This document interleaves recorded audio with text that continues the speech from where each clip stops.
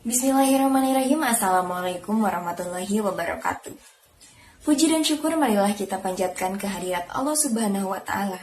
Atas rahmat dan hidayahnya, kita bisa melakukan pembelajaran hari ini meskipun masih dalam kondisi daring di kelas Etnomatematika KRSB. Salawat dan salam semoga tercurah limpahkan kepada junjungan kita Habibana wa Nabiyana Muhammad Sallallahu Alaihi Wasallam. Pada pertemuan kali ini, kelompok kami akan menyampaikan hasil diskusi terkait review jurnal nasional dan internasional dalam kajian etnomatematika. Namun sebelumnya ada 3 poin utama yang akan saya sampaikan terlebih dahulu. Yang pertama, kami mengucapkan terima kasih kepada Ibu Mega Nur Prabawati selaku dosen pengampu mata kuliah etnomatematika yang telah memberikan kami kesempatan untuk mempresentasikan hasil diskusi kami. Yang kedua, kelompok kami mengucapkan terima kasih kepada rekan-rekan yang telah bersedia mengikuti pembelajaran pada hari ini bersama kami. Dan yang ketiga, izinkan kami memperkenalkan diri terlebih dahulu. Nama saya Agnia Dia Afifah selaku penyaji pertama dan moderator dengan NPM 172151064. Dan yang kedua ada Atus Watunasana dengan NPM 172151186 selaku penyaji kedua. Dan yang ketiga ada Lela Kusuma Wardani dengan NPM 172151185 selaku penyaji ketiga. Sebelum memulai pembelajaran pada hari ini, alangkah lebih baiknya kita mengucapkan basmalah terlebih dahulu sebagai bentuk doa agar pembelajaran hari ini bisa berjalan dengan efektif, efisien, dan bermanfaat bagi kita semua. Bismillahirrahmanirrahim. Langsung saja kita masuk pada pembahasan yang pertama, yaitu pendahuluan. Kita tahu bahwa matematika dan kebudayaan ini merupakan 2 buah hal yang tidak mungkin tidak kita temukan dalam kehidupan sehari-hari. Kemampuan atau pengetahuan matematika seseorang itu bisa dilihat dari latar belakang budayanya, sehingga dapat disimpulkan bahwa matematika dan kebudayaan ini memiliki kaitan yang erat. Nah, ada salah satu kajian khusus yang membahas mengenai keterkaitan matematika dengan kebudayaan, namanya itu etnomatematika. Etnomatematika ini pertama kali diperkenalkan oleh Di Ambrosio pada tahun 1989 untuk menggambarkan praktek matematika dilihat dari kehidupan sehari-hari dan sebagai sebuah studi yang memperlihatkan ide-ide matematika dalam kebudayaan. Nah, etnomatematika juga menurut Rahmawati merupakan cara-cara khusus yang dipakai oleh suatu kelompok budaya atau masyarakat tertentu dalam aktivitas matematika. Aktivitas matematikanya itu seperti apa?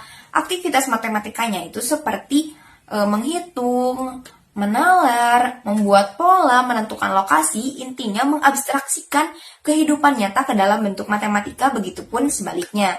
Sehingga dapat disimpulkan bahwa etnomatematika merupakan suatu cara yang digunakan untuk mempelajari matematika dengan melibatkan aktivitas atau budaya daerah sekitar sehingga memudahkan seseorang untuk memahami nilai-nilai matematika.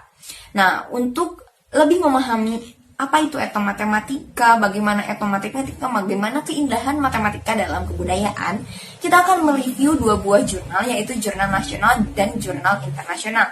Kita masuk pada pembahasan yang pertama, yaitu jurnal nasional. Nah, untuk jurnal nasionalnya, kita akan mereview jurnal Cendekia, jurnal pendidikan matematika dengan judul artikel Eksplorasi Prasasti Peninggalan Kerajaan di Jawa Timur. Nah, untuk pembahasannya itu ada 3 subbab. Yang pertama ada pendahuluan, yang kedua ada ringkasan, dan yang ketiga ada simpulan dan saran. Untuk pendahuluannya itu berisi latar belakang mengapa diambil tema tersebut. Nah, kita tahu bahwa matematika dan kebudayaan itu tumbuh berkembang secara bersama-sama. Kita bisa lihat contoh-contohnya itu seperti kalau misalkan di daerah Sunda itu ada sistem penanggalan kan, yang telah dijelaskan oleh Agilang kemarin untuk kalender Sundanya. Kalau misalkan untuk kayak mitos-mitosnya gitu bisa kita lihat bahwa kalau misalnya seseorang pindah itu dihitung dulu tanggal yang baik itu tanggal berapa. Nah, itu membuktikan bahwa matematika dan kebudayaan itu tumbuh berkembang secara bersama-sama. Nah, karena penulis ini berasal dari daerah Jawa Timur, tepatnya Surabaya, maka penulis mencari nih objek seperti apa yang bisa dikaji dalam etnomatematika ini. Nah, penulis menemukan bahwa salah satu objek yang menjadi cagar budaya di Jawa Timur yang dapat ditemukan konsep matematikanya itu adalah prasasti. Contohnya seperti prasasti Tugu Peninggalan Kerajaan Tarumanegara yang memuat ide dan konsep matematikanya itu seperti pelapangan bilangan ordinal dan kardinal, ada juga interval waktu dan panjang, siklus, daur atau dalam modulo dan lain sebagainya. Nah, penulis itu mencari gitu ya, ditemukan ada 8 prasasti sebagai objek penelitian, yaitu ada prasasti kubu-kubu, prasasti kaladi, prasasti harinjing, prasasti linggasutan, prasasti gulu-gulu, prasasti jeru-jeru, prasasti baru, dan prasasti kamalayagan. Nah, alasannya karena ke-8 prasasti ini telah dialih aksarakan dan telah diterjemahkan sehingga mudah diidentifikasi apa saja sih konsep-konsep matematika yang ditemukan dalam prasasti ini. Selain itu, prasasti ini juga terawat masih baik gitu, jadi mudah untuk dilihat secara langsung seperti apa. Nah, selanjutnya kita masuk pada ringkasan jurnal. Yang pertama itu ada identitas dari jurnalnya. Untuk artikelnya itu, judulnya Etnomatematika Eksplorasi Prasasti Peninggalan Kerajaan di Jawa Timur. Penulisnya itu Dila Dwi Cahyani dengan kopenulis Mega Teguh Budiarto. Volumenya itu volume 4 nomor 2 halaman 673 sampai 689. Tahun terbitnya November 2020 dengan nomor ISSN tertera pada layar. Lembaga penulisnya itu Universitas Negeri Surabaya dengan penerbitnya Jurnal Cendekia Jurnal Pendidikan Matematika. Nah, untuk metode penelitiannya kita tahu bahwa penelitian ini tuh merupakan jenis penelitian kualitatif dengan menggunakan pendekatan etnografi, di mana data yang diambil itu merupakan data mengenai konsep matematika yang ditemukan pada ke-8 prasasti tersebut yang diperoleh dengan cara mengkaji berbagai macam literatur. Nah, data lainnya itu diperoleh dengan cara wawancara dan dokumentasi terhadap kurator museum dan juga pengkaji budaya BPCB Jawa Timur yang digunakan untuk mengkonfirmasi dan melengkapi data. Jadi dalam pencarian datanya itu yang pertama peneliti melakukan kajian terlebih dahulu, lalu setelah itu dilakukan wawancara dan juga dokumentasi terhadap kurator museum dan pengkaji budaya BPCB Jawa Timur untuk mengkonfirmasi data-data yang penulis peroleh dan melengkapi data-datanya. Takutnya masih ada kekurangan atau ada kesalahan dari kajian data yang dia lakukan, seperti itu. Nah, dari hasil penelitian yang dilakukan oleh peneliti itu memperlihatkan ada 3 sudut pandang di mana kita bisa melihat konsep matematika. Yang pertama itu ada bentuk fisik yang dimiliki oleh prasastinya, yang kedua itu ada hiasan yang terdapat pada prasasti, dan yang ketiga itu ada isi tulisan dari prasastinya. Kalau untuk bentuk fisik prasastinya itu terbagi menjadi 4. Ada yang pertama itu prasasti lempengan tembaga. Jadi prasasti ini terbuat dari tembaga dan prasasti ini tidak diperlihatkan secara umum, jadi disimpan secara pribadi gitu ya. Karena katanya lebih rawan kalau saya baca. Nah, kalau untuk jenis prasasti yang termasuk pada kelompok ini itu ada prasasti kubu-kubu dan prasasti kaladi. Kalau prasasti kubu-kubu itu terdiri dari 7 lempengan dengan ukurannya itu 35,3 cm dikali 5,4 cm. Dan untuk prasasti kaladi itu terdiri dari 10 lempengan dengan ukuran 43 cm dikali 11 cm. Nah, kalau kita lihat secara gamblang di sini bahwa prasastinya itu berbentuk apa coba? Berbentuk persegi panjang. Jadi konsep matematika yang ada pada kedua prasasti ini tuh yaitu bangun datar persegi panjang. Atau bisa kita lihatnya itu dari ukurannya juga tadi menunjukkan bahwa bentuknya itu persegi panjang. Nah, untuk kelompok yang kedua itu prasasti batu berbentuk stele dengan puncak setengah lingkaran. Nah, kalau untuk kelompok ini tuh prasastinya tuh terbuat dari batu ya teman-teman. Bisa kalian lihat dari judul kelompoknya gitu ya. Nah, prasasti yang termasuk pada kelompok ini tuh ada prasasti harinjing dan prasasti linggasutan. Dengan ukuran prasasti harinjingnya itu 75 cm dikali 46 cm dikali 120 cm. Untuk prasasti linggasutannya itu ukurannya 99 sampai 109 cm kali 31 cm dikali 174 cm. Nah, kalau misalkan kita lihat, tampak depan dan belakangnya itu membentuk sebuah bangun datar ya teman-teman. Kita lihat bangun datarnya apa coba? Nah, di sini kita lihat bangun datar yang terbentuk itu ada trapesium digabungkan dengan setengah lingkaran. Jadi konsep matematika yang terlihat pada bangun ini itu bangun datar, lingkaran, dan trapesium. Lebih tepatnya setengah lingkaran dan juga trapesium. Nah, untuk yang ketiga kelompoknya itu ada prasasti batu berbentuk stele dengan puncak kurawal atau akolade. Nah, puncak Kurawa atau Akoladenya tuh bisa lihat di sini ya. Nah, kalau misalkan yang termasuk pada kelompok ini tuh ada prasasti jeru-jeru dan prasasti gulung-gulung. Untuk prasasti jeru-jeru ukurannya itu 96 cm dikali 20 cm dikali 120 cm. Dan untuk prasasti gulung-gulung ukurannya itu 76 cm dikali 21,5 cm dikali 122 sampai 150 cm. Karena ini tuh ada beberapa prasasti, jadi digabung tuh antara 122 sampai 150 cm ya teman-teman. Nah, sama seperti kelompok yang kedua, kalau yang kelompok ketiga ini prasastinya itu dilihat tampak depan dan tampak belakangnya itu berbentuk apa coba? Ya, berbentuk persegi panjang. Jadi konsep yang ada pada kelompok ketiga ini adalah bangun datar persegi panjang ya. Nah, yang ketiga itu ada prasasti batu berbentuk stele dengan puncak lancip. Yang termasuk pada kelompok ini tuh ada prasasti baru dan prasasti Kamalagian. Prasasti Kamalagian. Kalau untuk prasasti baru itu ada ukurannya itu 96 cm dikali 33 cm dikali 174 cm. Dan untuk prasasti Kamalagian itu ukurannya 116 cm dikali 29 cm dikali 219 cm. Nah, sama seperti yang lainnya, untuk kelompok 2, 3, dan 4 ini kita lihat dari sisi depan dan sisi belakangnya. Nah, tampak depan dan belakangnya itu membentuk sebuah bangun nih.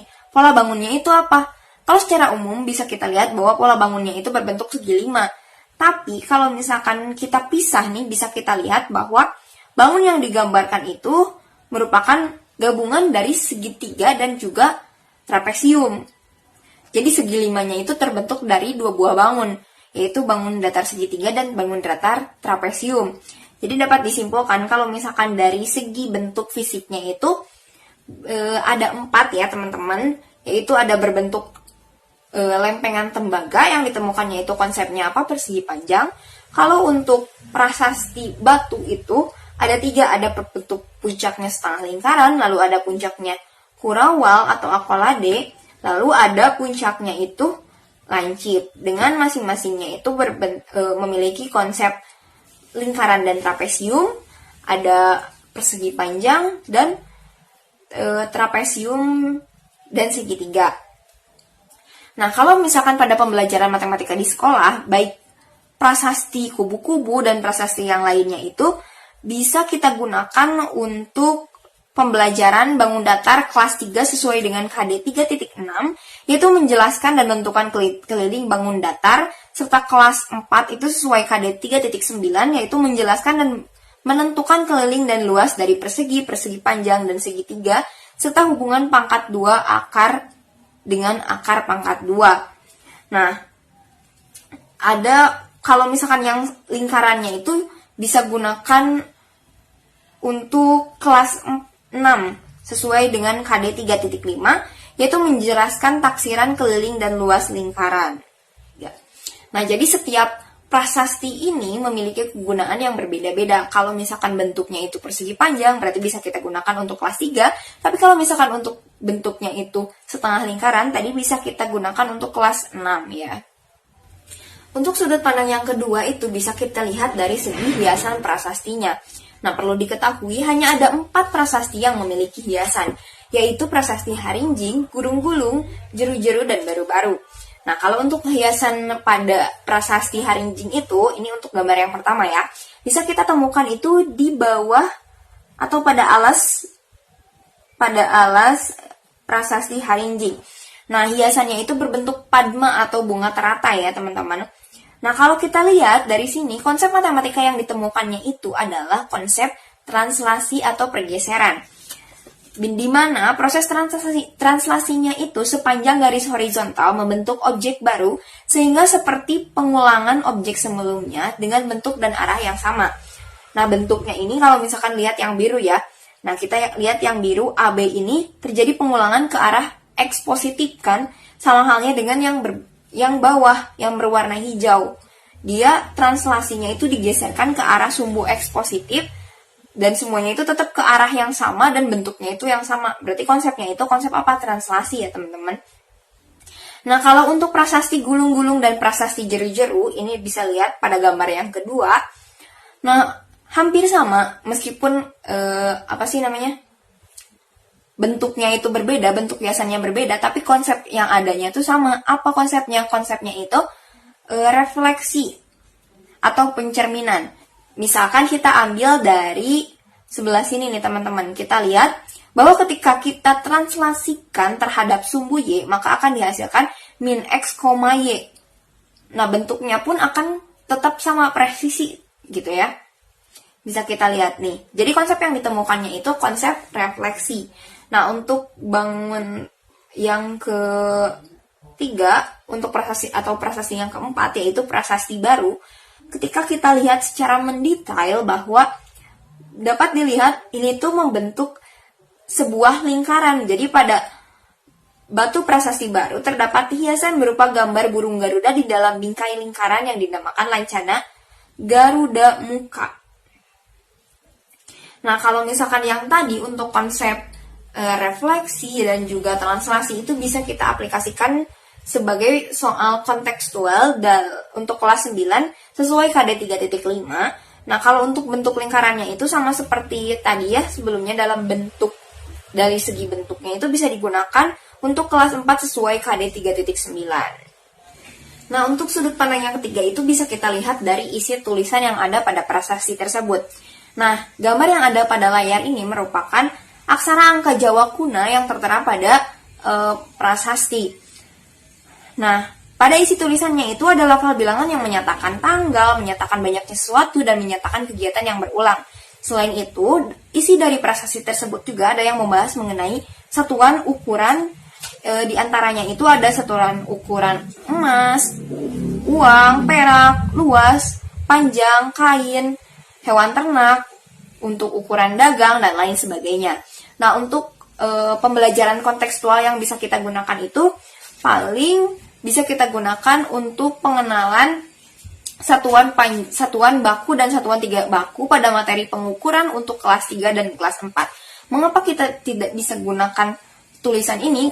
Karena tulisan aksara angka Jawanya ini sudah tidak bisa kita gunakan, tuh tidak banyak orang yang menggunakannya lagi gitu. Jadi tidak bisa kita gunakan untuk pembelajaran kontekstual seperti itu. Nah, untuk pembahasan materi selanjutnya, saya serahkan pada penyaji kedua dan penyaji ketiga, yaitu Aat Uswatun Hasanah dan Lela Kusumawardani. Dipersilakan. Assalamualaikum warahmatullahi wabarakatuh. Perkenalkan, nama saya Aat Uswatun Hasanah dengan NPM 172151186. Nah, di sini saya akan melanjutkan mengenai pembahasan dari jurnal nasional yang berjudul Etnomatematika Eksplorasi Prasasti Peninggalan Kerajaan di Jawa Timur. Nah, mari kita mulai untuk pembahasannya. Yang pertama ada relevansi antar topik dengan karya-karya dan bidang keahlian dari penulis. Nah, jurnal ini ditulis oleh Dila Dwi Cahyani yang merupakan alumni dari Fakultas Matematika dan Ilmu Pengetahuan Alam jurusan S1 Pendidikan Matematika Universitas Negeri Surabaya. Kemudian yang kedua ada Profesor Dr. Mega Teguh Budiarto MPD, di mana beliau adalah Profesor Pendidikan Matematika di Universitas Negeri Surabaya. Nah, oleh karena itu dapat kita simpulkan bahwa topik yang diambil oleh penulis atau peneliti sudah sangat relevan dengan bidang keahlian dari penulisnya itu sendiri, di mana topik yang diambilnya itu mengenai etnomatematika atau matematika yang ada dalam kebudayaan. Nah, sedangkan bidang keahlian penulisnya sendiri yaitu di bidang matematika. Nah, jadi dapat kita simpulkan bahwa topik yang diambil oleh penulis sudah sangat relevan dengan bidang keahlian dari penulis itu sendiri. Nah, untuk selanjutnya ada metodologi penelitian dan relevansinya. Nah, pada penelitian ini digunakan metode penelitian kualitatif dengan pendekatan etnografi. Nah, oleh karena itu dapat kita katakan bahwa metodologi penelitiannya itu sudah sangat relevan dengan apa yang akan diteliti oleh penulis sendiri. Seperti itu, karena yang akan diteliti itu kan mengenai matematika yang ada di dalam budaya. Nah, oleh karena itu metode penelitian yang harus diambilnya itu adalah menggunakan metode penelitian kualitatif dengan pendekatan etnografi. Nah, karena dalam penelitian ini sudah menggunakan metode penelitian kualitatif dengan pendekatan etnografi, maka dapat kita katakan bahwa metodologi penelitian dalam jurnal ini itu sudah sangat relevan dengan apa yang akan diteliti oleh penulis atau peneliti itu sendiri. Seperti itu. Nah, untuk selanjutnya ada kerangka berpikir penulis pada pembahasan. Nah, jadi pada pembahasan ini penulis atau peneliti memulainya itu dengan membagi prasasti ke dalam 3 bagian, yaitu yang pertama berdasarkan bentuk fisiknya, kemudian yang kedua itu berdasarkan hiasan, dan yang ketiga berdasarkan isi tulisan. Nah, untuk bentuk fisik sendiri itu terdiri dari 4. Yang pertama ada lempeng tembaga, kemudian ada stele puncak setengah lingkaran, kemudian ada stele puncak kurawal, dan yang keempat ada stele puncak lancip.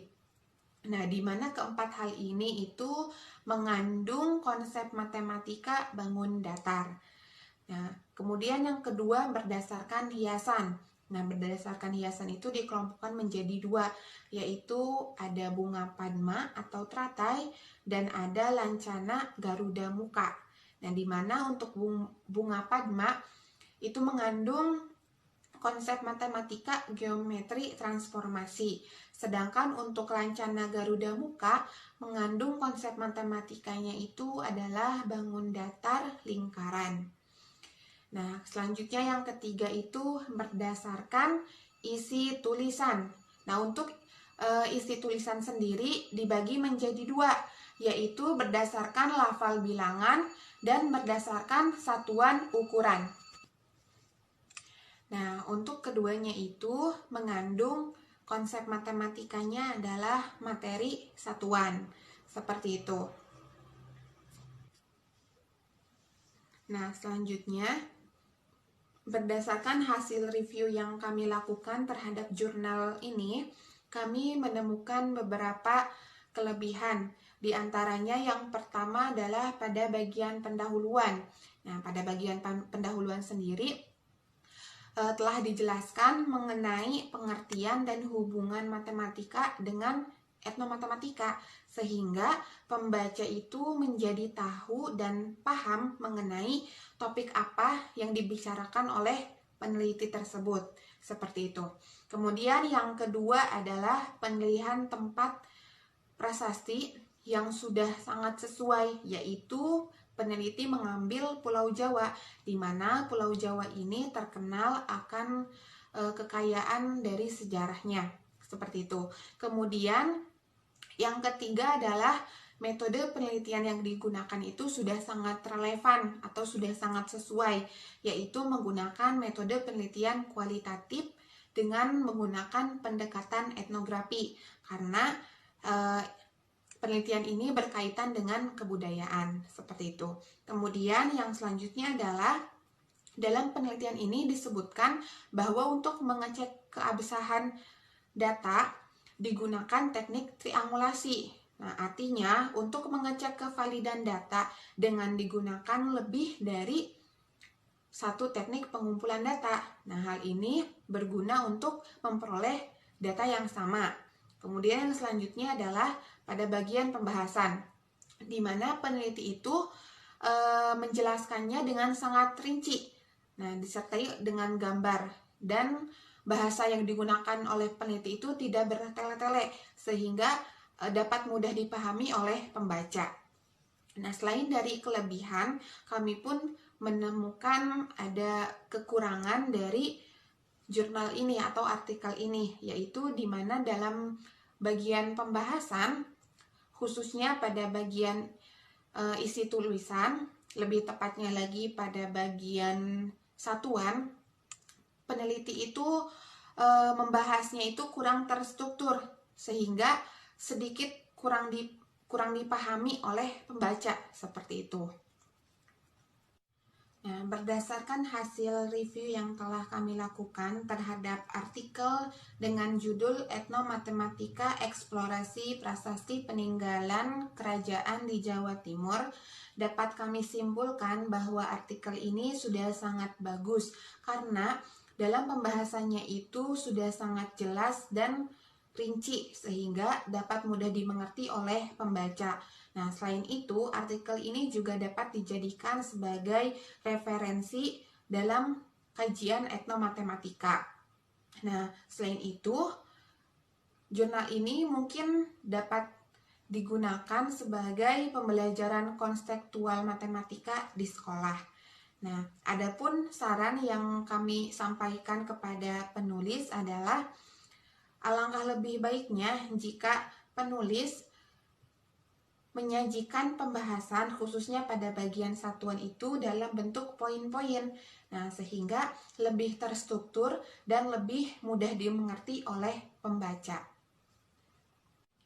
Nah, selanjutnya kita akan membahas jurnal internasional yang berjudul Etnomathematik in Sassaknes Arsitektur. Nah, mari kita mulai dari identitas jurnal terlebih dahulu. Jurnal ini berjudul Etnomathematik in Sassaknes Arsitektur, kemudian penulisnya adalah Sri Supiyati, sedangkan ko-penulisnya adalah Farida Hanum dan Jailani. Jurnal ini terdapat pada volume 10 nomor 1 halaman 47-58 yang diterbitkan pada Januari tahun 2019 dengan nomor ISSN 20878885. Sedangkan EISSN-nya adalah 24070610. Nah, lembaga penulisnya adalah Universitas Negeri Yogyakarta, sedangkan lembaga penerbitnya adalah Journal on Mathematics Education. Selanjutnya untuk ringkasan jurnal. Pertama dari pendahuluan. Kebudayaan merupakan cara yang khas bagi manusia untuk menyesuaikan diri dengan lingkungannya, sedangkan matematika sendiri diwujudkan oleh ulah manusia. Berbagai produk budaya nenek moyang kita mengungkapkan kreativitas seni yang mengandung matematika. Misalnya pada ornamen, pahatan, dan bentuk arsitektur pada rumah adat yang mengandung bentuk geometri 3 dimensi. Oleh karena itu, dalam penelitian ini, penulis memfokuskan untuk menggali lebih dalam tentang adat istiadat masyarakat Sasak yang berkaitan dengan perhitungan, pengukuran, pemodelan, dan perancangan, terutama yang berkaitan dengan bangunan tradisional masyarakat Sasak itu sendiri. Nah, untuk metodologi penelitiannya, dalam penelitian ini menggunakan metode penelitian kualitatif dengan pendekatan etnografi, di mana informan yang digunakan adalah tokoh adat dan budayawan yang sudah berpengalaman dalam melakukan penelitian tentang budaya Sasak masyarakat. Nah, sedangkan teknik penelitiannya itu, teknik pengambilan datanya itu menggunakan observasi dan dokumentasi. Sedangkan analisis dalam penelitian ini tidak hanya berdasarkan hasil interpretasi dari peneliti saja, tetapi berdasarkan juga dari komposisi gagasan anggota komunitas yang dikerik oleh peneliti, yang kemudian menggunakan 4 tahapan dalam menganalisis datanya, yaitu menggunakan domain anarkis, kemudian analisis taksonomi, analisis komponen, dan penentuan tema. Nah, untuk pembahasannya, arsitektur pada bangunan Sasak itu terdapat 3 ya. Yang pertama itu ada Balai Langgak, kemudian ada Mesigit, dan ada Sambi. Nah, di sini saya hanya akan membahas mengenai balai langgak. Nah, rumah pada masyarakat Sasak itu menurut bahasa disebut balai, yaitu suatu ruangan yang ditempati sebagai tempat tinggal menetap dan turun-temurun dengan harapan memperoleh ketentraman dan kesejahteraan lahir dan batin. Nah, tata ruang dan struktur rumah mencirikan dimensi sosiologis yang mencerminkan tatanan sosial masyarakat pendukungnya. Nah, kelas dan fungsi sosial dalam masyarakat merupakan dua unsur yang mempengaruhi bentuk, struktur, dan penamaan ruang dan rumahnya. Nah, untuk balai ini sendiri dibagi menjadi 3. Yang pertama itu ada balai jamak atau balai tani, di mana konsep balai tani ini dibangun sesuai dengan lingkungan pada umumnya, yaitu di lereng bukit. Nah, untuk gambarnya seperti ini. Nah, ini adalah gambar dari balai jamak atau balai tani. Kemudian, yang kedua adalah balai bonter. Nah, balai bonter sendiri konsepnya itu merupakan tempat tinggal warga yang memiliki fungsi dan status bangsawan menengah. Nah, untuk balai bonter gambarnya seperti ini. Gitu. Jadi, balai bonter sendiri itu lebih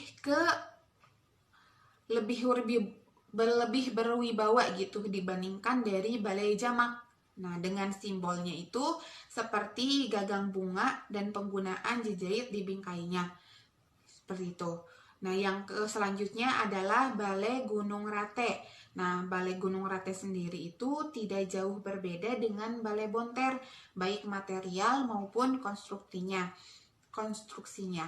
Nah, tetapi ada sedikit perbedaan pada bentuk atapnya, di mana konstruksi tingkat atap Balai Gunung Rate ini menggunakan tunjang dan bumbungan. Jenis bangunan ini memiliki dinding pekarangan sehingga setiap orang tidak bisa masuk sembarangan gitu. Jadi mereka akan menjaga sikap atau tata krama terutama karena adanya pintu gerbang menuju halaman. Nah, untuk gambarnya itu seperti ini. Gitu. Jadi ini adalah gambar dari Balai Gunung Rate. Nah, untuk penjelasan selanjutnya akan dijelaskan oleh rekan saya. Baik, selanjutnya di sini saya akan melanjutkan penjelasan Aat mengenai arsitektur pada bangunan suku Sasak.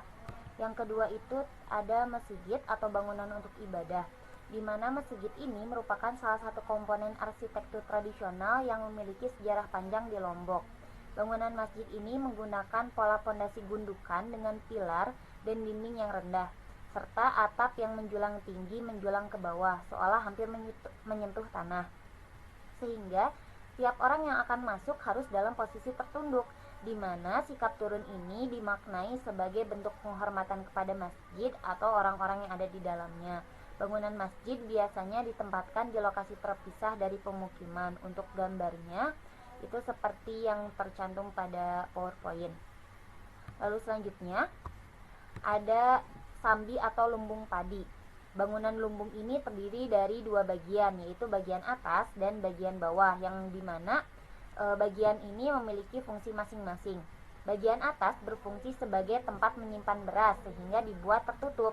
Ruang atas ini dibentuk oleh atap dengan pola kubah yang simetris jika dilihat dari depan dan belakang.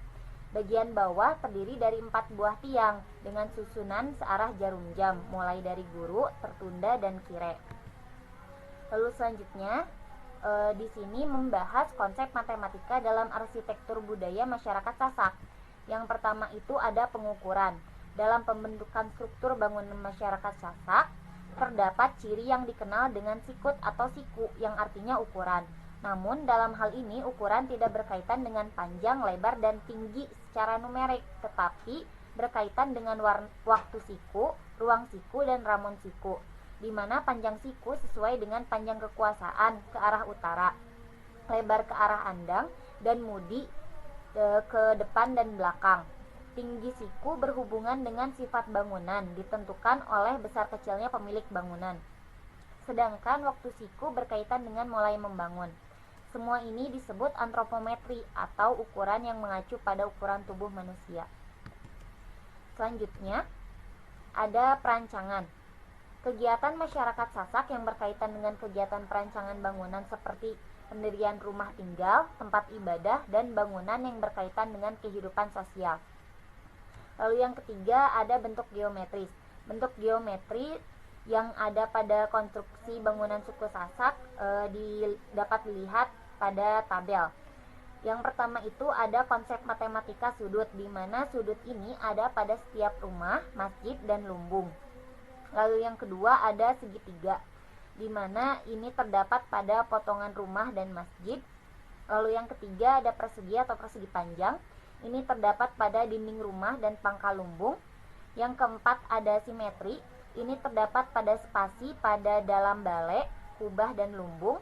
Lalu yang kelima ada refleksi. Ini terdapat pada ukiran di pintu rumah dan gerbang tingkat. Selanjutnya ada yang keenam trapesium. Ini terdapat pada dinding tingkat rumah gunung. Yang ketujuh ada lingkaran. Ini terdapat pada papan alas atau balok gunung. Lalu yang kedelapan prisma, ini terdapat pada atap rumah atau balai tani, balai bonter, dan tingkat balai gunung. Lalu yang kesembilan ada paralel, ini terdapat pada dinding rumah dan masjid. Lalu yang ke-10 ada silinder, balok, dan kerucut, ini terdapat pada jelepeng lumbung, tiang rumah, dan atap lumbung. Lalu yang ke-11 ada gelombang berbentuk sinusoida, Y sama dengan A cos X dikurangi A, Y sama dengan A sin X dikurangi A. Lalu selanjutnya kita akan membahas mengenai jurnal ini menurut pendapat kelompok kami. Yang pertama, relevansi antara topik dengan karya-karya dan bidang keahlian penulis. Jurnal ini ditulis oleh yang pertama Sri Supiyati yang merupakan seorang dosen pendidikan matematika di Universitas Hanzan Wadi. Lalu yang kedua ada Profesor Dr. Farida Hanum MSI yang merupakan seorang guru besar di jurusan Filsafat dan Sosiologi Pendidikan di Universitas Negeri Yogyakarta. Lalu yang ketiga ada Dr. Jailani MPD yang merupakan seorang lektor kepala jurusan Pendidikan Matematika di Universitas Negeri Yogyakarta. Lalu metodologi penelitian dan relevansinya. Menurut kelompok kami, metodologi yang digunakan dalam penelitian ini sudah sangat relevan dengan penelitian yang dilakukan peneliti, di mana metode penelitian yang digunakan dalam penelitian ini adalah pendekatan kualitatif dengan metode etnografi, serta informan yang digunakan oleh peneliti sebagai narasumber adalah tokoh adat dan budayawan yang sudah berpengalaman dalam melakukan penelitian tentang budaya Sasak. Lalu selanjutnya kerangka berpikir penulis pada pembahasan itu, penulis menjelaskan bentuk geometri yang terdapat pada arsitektur bangunan suku Sasak. Lalu selanjutnya, kelebihan dari jurnal ini adalah hasil penelitiannya sudah relevan dengan tujuan dan sasaran peneliti yang dicantumkan pada artikel, yaitu penerapan pembelajaran kontekstual pada bentuk bangunan budaya Sasak untuk siswa sekolah dasar. Nah, untuk kekurangannya adalah pembahasan peneliti pada artikel kurang terstruktur, terutama dalam menjelaskan konsep matematika yang terdapat pada bangunan budaya Sasak. Untuk selanjutnya, kesimpulan dari hasil review penulis terhadap artikel dengan judul Ethnomathematics in Sasaknese Architecture. Artikel tersebut cukup bagus karena dalam pembahasannya menunjukkan bahwa kebudayaan Sasak telah mengandung konsep matematika sejak zaman dahulu yang sesuai dengan tujuan penelitian. Nah, untuk saran dari penulis, alangkah lebih baik jika peneliti menyajikan pembahasan pada artikel secara terstruktur, terutama dalam menjelaskan konsep matematika yang terdapat pada bangunan budaya Sasak. Cukup sekian penjelasan dari saya. Selanjutnya saya kembalikan kepada moderator. Terima kasih kepada para penyaji yang telah menyajikan materinya secara rinci. Mungkin itu saja yang dapat kelompok kami sampaikan. Apabila ada yang ingin ditanyakan, silakan bertanya melalui grup WhatsApp ataupun secara pribadi. Mohon maaf apabila banyak kekurangan. Terima kasih atas perhatiannya. Wassalamualaikum warahmatullahi wabarakatuh.